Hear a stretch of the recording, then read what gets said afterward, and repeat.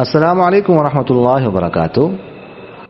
What's app group number 1 میں کشمیر سے یاسر بھائی نے سوال کیا ہے کہ السلام علیکم ورحمۃ اللہ وبرکاتہ. استاد جی امید ہے خیر و عافیت سے ہوں گے. استاد جی سوال یہ ہے کہ شیعہ حضرات جو نیاز دیتے ہیں وہ امام حسین کے نام پہ دیتے ہیں, کیا یہ کھانا جائز ہے؟ اور دوسرا جو یہ مزاروں پر قبروں پر نیاز دیتے ہیں ان کا کھانا کیسے؟ دیکھیے گا, اگر تو اصال ثواب مقصود ہو امام حسین رضی اللہ عنہ پھر وہ کھانا جائز ہے. البتہ اگر کوئی دن خاص کرتے ہیں تو وہ درست نہیں ہوگا, لیکن اس چیز کا کھانا جائز ہو. اگر واقعتاً کوئی امام حسین رضی اللہ تعالیٰ عنہ کی نام کی نظر مانتا ہے تو پھر وہ نہیں کھا سکتے, وہ ناجائز ہے, وہ حرام ہے. وہ ایسا جیسے کہ خنزیر کھانا ہے, وہ بالکل حرام ہے.